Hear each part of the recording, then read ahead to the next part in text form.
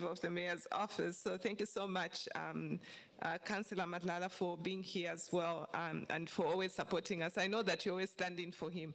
You know that the mayor has never been to DUT, right? You must remind him that one of the days. I know even the second term when he was going for elections, we were saying the mayor has never come, but at least you always are there. So, you know, we really appreciate that. I must also acknowledge, I know Dr. Mbata in terms of protocol, so all the other executives city who are present, and then also Dr. Mbata, Nirvana and team who've been supporting us. From the DUT side, I just want to also acknowledge the people who are present here.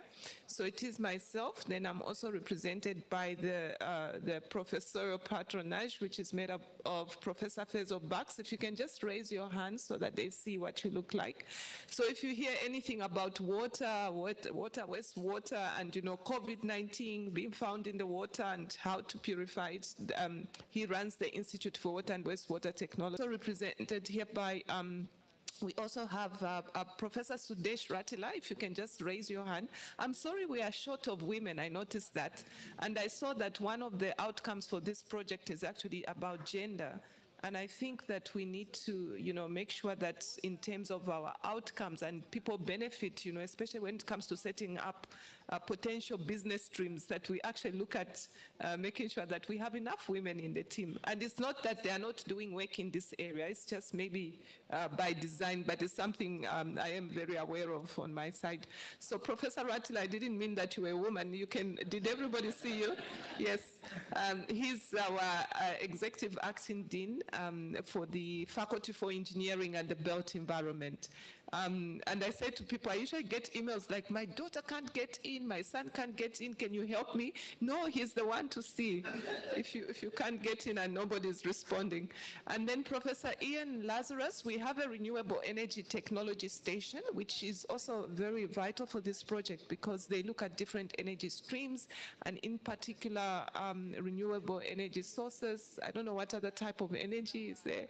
He's a physicist, Professor Ian Lazarus. Can you raise your hand? Yes. So if you see, we have a bus, actually, there's a bus which goes around, you know, it's a demonstrator also, I can call it a demonstrator because everything that's in there is something that can be scaled up, and they've done that showing, like, for example, in the schools, where the roofs, for example, we are able to go to schools which have no energy, no source of electricity, use the renewable energy panels, solar energy in order to light up those schools. And then I've got other colleagues from DUT. Eugene?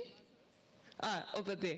So Eugene is the main man. Even though Prof. Lazarus is the leader for the renewable energy, he runs the actual technical side, manages the whole enterprise. So if you, I know that from the engagement side, if you're doing any work with schools, rural schools, that's the team that goes out actually to help as well. So from my side, I'm really grateful that we're part of this project. And I think that I prepared a speech, but I noticed that a lot of the colleagues who spoke to me did speak to most of the areas. So what I'll speak about maybe is just to look at maybe from a practical point of view. The first thing maybe before Councillor runs away, because I know he was busy, is I noted that one of the things which I've noticed with this project, which really hit me at the very beginning, is that in our space where we are right now, we don't actually separate any of our waste. Our culture around the way we even, just the basics, right? From your own unit, you can do many units of analysis. You can analyze the household where you live, your office where you do whatever it is that you're doing. Then communities, you know, you can scale up, look at communities. Then you just need, maybe sometimes I can give you an example of the university as, so when there are no students, when you look outside the window to the, you know, the grounds, you see it's all green, it's beautiful, right? But remember, if we have no students, we can't have jobs, eh? So I'm not saying that when the students are there, it's not beautiful. Then what happens normally is that after lunch, when all the people, when the students come, they've said they've gone, you just see a lot of waste. And these are educated people, because I consider people come to university, at least they've had exposure to education, they should know better. And sometimes another anecdote is that when you, I've seen beautiful dressed women, I've not seen men yet, but I think the men do the same, coming from a very like dress, you can't relate the two, right? So I think that there's something we have to do, around just the way we, on the cultural side, the behavior that we ourselves, sort of promote, when we expect that, our communities will also behave in the same way. So I think that just making sure that from the city side, I'm very passionate about our city, Durban. I've lived here for 21 years, so it's my entire history took away my youth, Durban, so I wanted to do well, right? So I think that in terms, and being part of the eThekwini Economic Council, for me, I feel really passionate about trying to help our citizens in the city to just do the basics. Pick up your waste, separate it. If we can do that, it will help us a lot in terms of this project as well, because here again, you're talking about, okay, what are we analyzing now? We are looking at markets on many areas that would be dealing with agri-waste, okay? So you want also with the agri-waste to understand, okay, how can we separate this so that we maximize, instead of putting it back in the earth, finding a place where you can bury it. Yes, it's good for, I know a bit of agriculture. I'm not an agriculturist, but I know that when I was staying with my grandmother when we were small, wherever you'd put the waste, you'd always plant a banana tree, and it would grow really, really big, or avocado tree. But of course now we kind of just bury the waste with everything, so that we don't really maximize what we can potentially get from the earth itself. So I think the classifying waste, even agri-waste, is important. So for us at DUT, what we're doing currently is we are running, we push a lot the innovation and entrepreneurial agenda. And one of when you ask us what is DUT known about, right now in the entrepreneurship space, we are known for the agri-hub type of business support for students. And in that support, I also see the potential, like what comes out of our project, REFFECT Africa. We can then scale up that to set up new businesses, but also to help the existing ones to optimize their operations. Remember, Durban is going to be one place where we have the demonstrator, for example. That demonstrator is a technology, of course, which comes up, but it can be scaled up. And by scaling up means that we would have said that, look, we've used this demonstrator, we've optimized it in terms of water usage, we've got the energy people trying to see how much energy to use, how to maximize the process. Then that can be used to be scaled up to other areas as well. And then the business, if you look at, so there are two types of economies. Can I just ask, what type of economy, who knows what a linear economy is, either of the two? You've heard a lot of speeches. When you go to speeches, people talk about, a circular economy. Who knows what that is? Who can explain it to us in simple terms? Don't use jargon here, scientific terms, so that you look clever. We know you're all clever, but we're not here to show who's more clever than the other one. Yes? Yes, you want to give it a go. Much louder here. Let me try.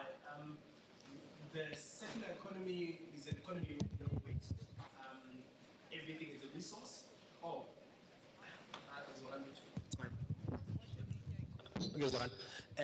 Circular economy is an economy with no waste. Everything is a resource, and there's a closed circle. Sorry, you see, I'm not that smart. There's a closed loop system, and the other one, what's that one? The straight one. Linear. The linear. You see, I'm again not that smart. Not all of us are. The linear economy always produces waste, and it's a value chain that is interconnected but disconnected, if you may. So if somebody asked you that question, if you look at our economy right now, where do you think we are currently? We are a linear economy. A bit linear, largely linear. Yeah. Even the NDP, to some degree, has some linearity in terms of how it talks about various sectors rather than the interconnectedness of those sectors. Okay, it's good that the city is telling us that. And so basically, I would say that as part of the strategy, we want to move towards a circular economy because it's beneficial for everybody, in terms of job creation. Currently, the youth unemployment rate in KZN is close to, well, nationally, is close to 64% from the last statistics that I could see. So it's huge. Even our graduates, when they graduate, there are people with degrees who can't find jobs. In fact, there are people with PhDs who can't find jobs. My daily emails are trying to negotiate, with people trying to find a space. Can I find something to do? I've got a PhD, I've got a degree, can I find something to do? So then you ask yourself, if you look around, there are many jobs, by the way. If you go, just drive down the road, go to Keto Manor down there, you probably don't need to go too far. The amount of potholes we have, the amount of waste we have, and the richness, I think we are very rich in our area in terms of not just the environment, because this place, you can see a lot of green. We have water. Water is a big resource, which many places don't have. We have sunlight, and which is also a big resource, but we also have youth. I think youth is our greatest resource. In some economies, the people, there's a lot of, a high percentage of people are aging in the higher upper echelons, like from, sorry to all my colleagues who are over 60, yeah, close to 80. So, but we are really rich in terms of that. We have like baby boomers. Well, a lot of people have many, a lot of youth. And our youth, if you stay in this area, those of you who have not moved to Mhlanga yet, when you're driving around in the morning, you see long queues of people waiting, young males who are just waiting. And they're waiting in a queue for somebody to pick them up, to maybe do a paint job if you're lucky. And then some people are even scared these days to pick anyone up, because sometimes you pick up, then they steal you too. You see? So the people, but it's so sad, because, that's a big resource which we waste. As we are sitting here, there are queues, there are men sitting under some bridge. If I'm going to, I like to go Victoria Embankment that way.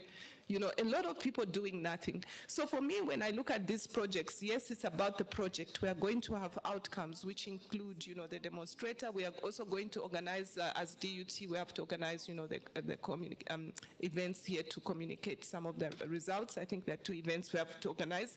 It's a 5-year project which started on 1st November 2021. I'm scared to talk about the money because it might be construed as tender, because the last time I mentioned an amount, we had a lot of problems somewhere else. But it is a lot of money for the project, not that it goes to the people, by the way, it's more for running the project over a 5-year period. So for me, what I would like to see is that from this project, we shouldn't just see it as a project which will end in 2026. After 60 months, we should be able to say that from this project, it gave us insight, and from it, this is what we are building on. So there should be a few things that come out of it. Apart from, optimizing the process of valorization, making sure that we optimize that, but also from the energy side, I think there are opportunities for students who can also get degrees from just components of the project, but also for mainly the job creation aspect, which I think is great, and also the cultural change in the way we handle waste. It would be nice to say that this project has contributed to a circular economy in our province, knowing where the baseline is right now. So with those few words, I really want to thank you that you joined us. And then I know that my colleagues from the university will be saying a few words, so I don't want to take their stage on that. To just thank you and our partners, especially Tekwini, for remembering us.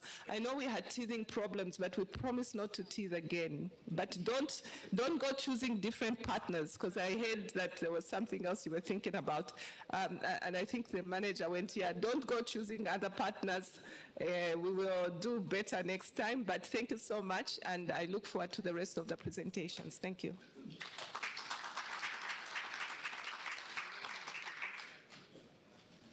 Thank you, Professor.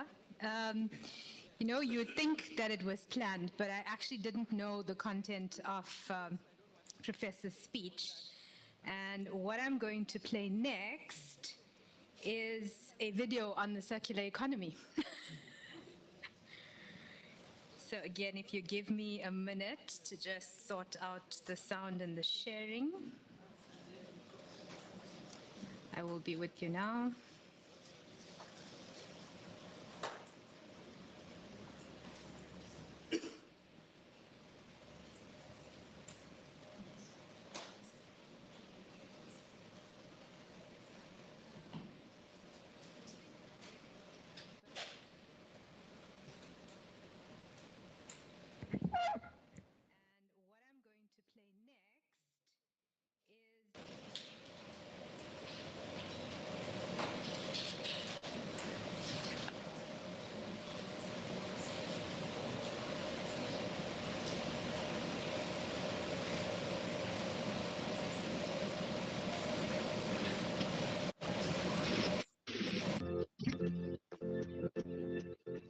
change is given.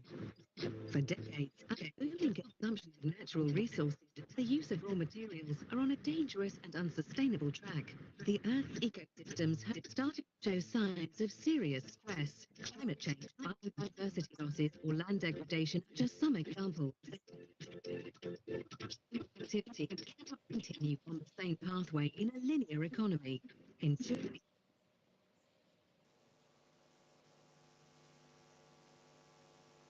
Using more resources than we and the planet can regenerate. The necessity to conserve Earth's resources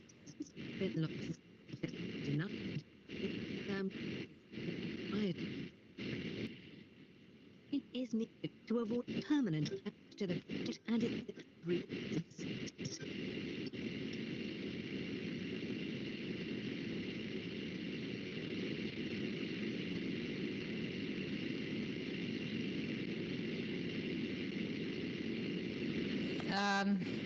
I don't think there's any point. Colleagues, we're having a bit of challenge with the Wi-Fi connection, so that video is not really playing well.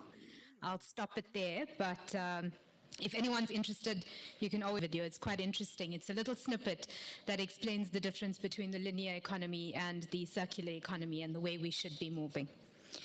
So our next speaker for this morning is Professor Ian Lazarus. Professor Lazarus is the manager of the KZN Industrial Energy Efficient Training and Resource Center at DUT. Professor Lazarus is overseeing part of the technical team that is working on the energy aspects of the project. Professor Lazarus, I'll hand over to you.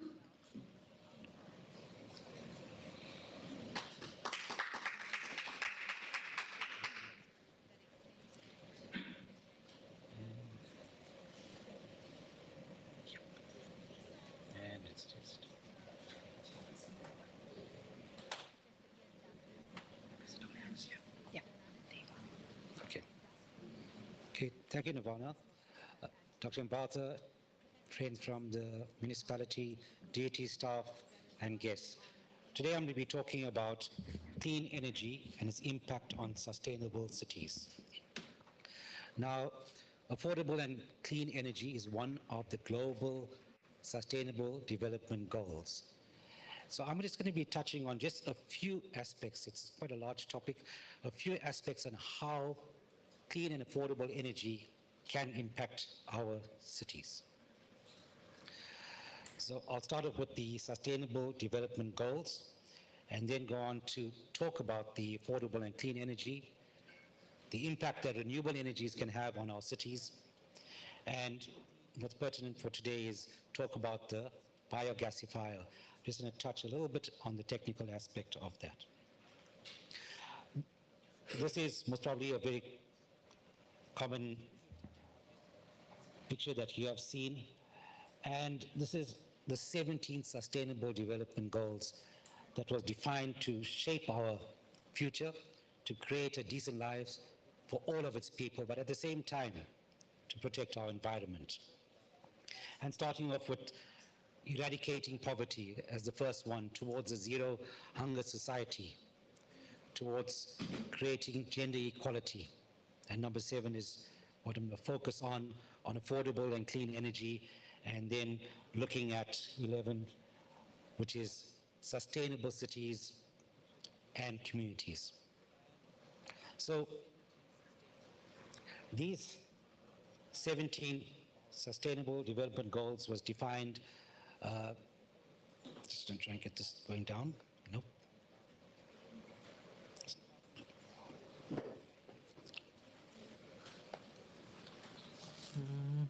You just click there. Wait. Okay, now you can just change it. Okay, thanks.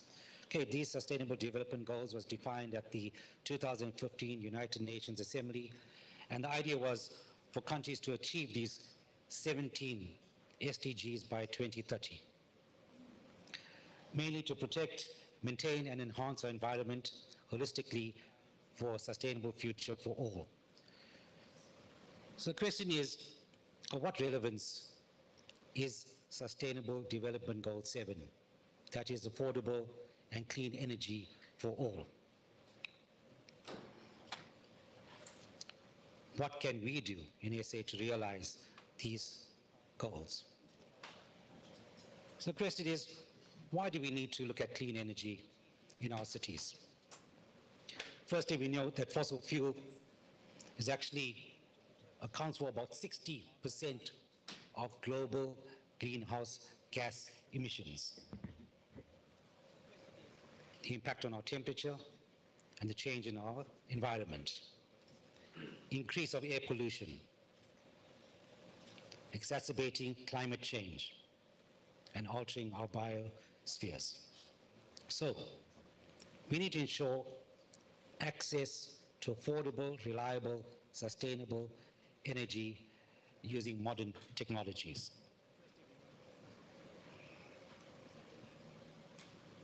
So we know that clean energy impacts our environment. It has economic benefits, including the reduction of air pollution. Reduces the dependence on fossil fuels and carbon emissions, as well as reducing the reliance on our grid. So how can we, as a city, move towards a carbon zero society? And one of the important aspects in terms of air pollution is our vehicles. And in South Africa, we are quite reliant on our vehicles, and they account for 26% of our greenhouse gases. So what do we need to do in our city, in our country, towards looking at what happens globally? And that is, we need to actually look at our infrastructure. Look at how we deal with our transportation. And is it possible for integration of electric buses, like happens globally? Hybrid and electric vehicles. Are we preparing for hybrid electric vehicles? Are we setting up the infrastructure? So there's a need to invest in sustainable energy infrastructure in our cities and in our country. Now I'm going to go on to talk about more on the energy side of looking at how we can reduce our reliance on the grid. And the first thing is reduce. How can we reduce energy using our conventional energy? And that is on energy efficiency. How can we utilize our energy in a more efficient and effective way? And this is something that we've all come across during load shedding. We know that in the residential and commercial sectors, we need to look at our lighting. Some basics. And this is not capital intensive. It's more human way. Switching off appliances, adjusting your geyser to a warmer temperature to reduce the usage of your energy. And then we move on to the industrial sector, where we know that industrial sector accounts for large amounts of our pollution. What should they be doing to actually reduce their energy consumption? And we have in our country the National Cleaner Production that has done work in terms of educating industry on how to reduce their energy usage. And that is by optimizing their industrial plants. And how do you optimize an industrial plants? You have to look at what is the output you want.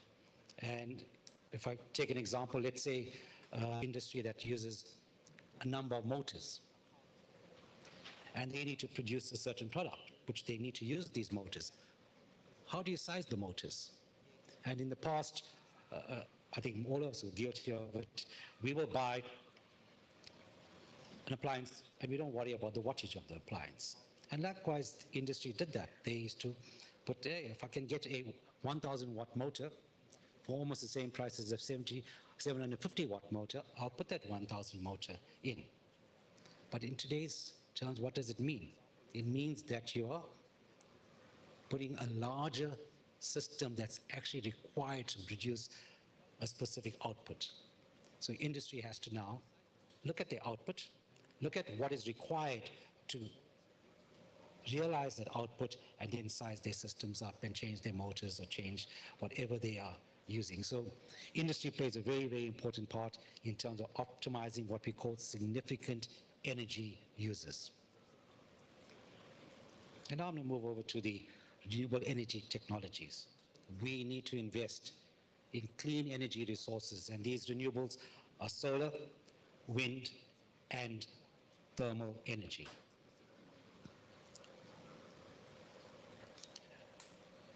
These resources are cheap, more reliable, and efficient through advanced research. They will help us reduce our dependence on fossil fuels, as well as relieve the grid, creating a more sustainable city. Okay, I'm just going to touch a bit on solar energy. And this is a picture that I'm sure you've seen recently. It's Kunubia. It's the big, massive, I think it's going to be the largest plant in Africa, 4 megawatt solar rooftop project. And the world is moving to more reliant on solar because of the cost. It's cheaper, it's reliable, and there's a large number of rooftop projects carrying on in South Africa. This is the one we did in DUT between staff and students. It's a much smaller system, but it is actually reducing our electricity consumption. So solar energy, definitely the way to go in present climate. Reason being is these solar panels have dropped in price by about 90% in the last 15 to 20 years. And I remember about 15 years ago, we pay about 50 Rand a watt for a solar panel. That has dropped down to 5 Rand a watt in today's terms. So prices have dropped, becoming more affordable, and they have become more efficient through research. They're pretty easy to integrate into the grid. And most important, you get a good return of investment. And this brings me to, I think last week I was chatting to an academic from UKZN, and he was thinking of putting a system in, and he says, this doesn't work, it's not efficient. I've heard. And then I took him and I said, you know, did you see that Kunubia project? It's a 4 megawatt project. And who are the financial backers? The financial backers is Investec Bank. And I asked the question, do you think Investec Bank will invest in a large project like this, which is most probably, a picture I showed you at Kunubia is going to be around the region of about 60 million Rand. Do you think, if it's not a viable option, that a large corporate like Investec Bank will invest? And from our work and our research done at DUT on just a small system we put in there, your payback period for a grid-tied system is under 5 years. And a return on investment on our system, and it's only a 110 kilowatt system, over a life cycle costing around about 25 million Rand. So solar energy, most certainly rooftop projects, ground systems, is the way to create a cleaner city. And then touch on quickly on waste, which is why we're here. Waste to energy. Now there's a number of different waste to energy you can get. We can get anaerobic digestion, cow dung, poultry waste, to produce gas, to use for cooking, to use for electricity. But our digester here at REFFECT is a biogasification. So what I thought, I haven't got the pictures from our partners in Spain, but the idea is for our team at DUT to do the technical work. In other words, look at the characterization of the waste, the fruit and veg. And it's got a picture here of a simple gasifier plant. It's not the same one, but the technology is very similar, where you feed the digester, and you'll feed the digester with all the waste that we're going to characterize, and it's Prof. Katilal's team is doing that. Our team, who's the energy side, we are determining the electrical requirements, the load profiles, the cooling requirements. So we have metered the system, trying to get the data, and the idea for us at DOT is to collect as much information as possible to supply to our international partners so they can build a specific digester for the needs of the plant. And what happens is, through the valorization process from the agricultural waste, it gets incinerated in the digester, and it produces what we call synthetic gas. This synthetic gas, or syngas, is then converted into electrical energy. And that electrical energy will then be tied into the grid.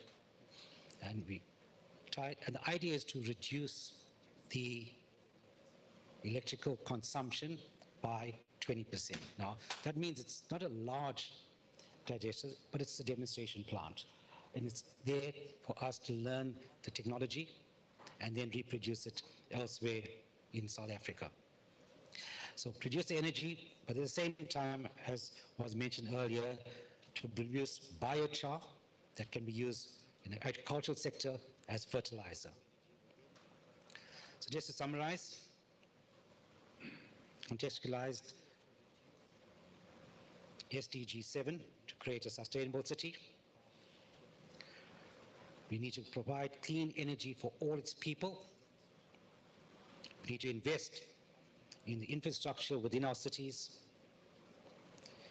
invest in viable renewable energy technologies to reduce our dependence on fossil fuels and relieve our grid. Okay, and I think that's it. Thank you.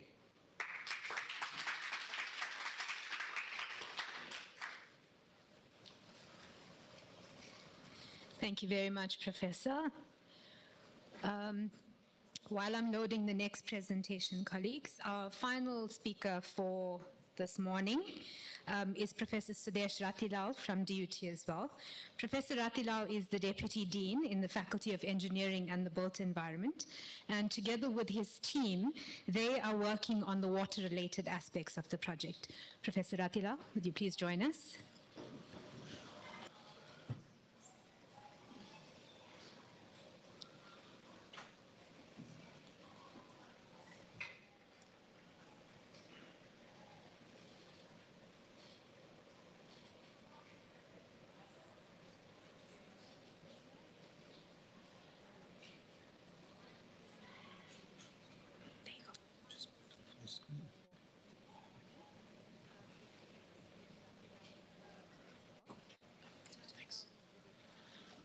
Thank you very much. Good morning, colleagues. It was still morning, right? Yeah. Good morning, everyone. Management team from DUT, from eThekwini Municipality, thank you so much for being partners in this huge project. Dr. Mbata and Nirvana, we speak probably weekly on virtually, but it's the first time we met. so good to meet you. So I want to talk a little bit about our research focus area that we have at Durban University of Technology.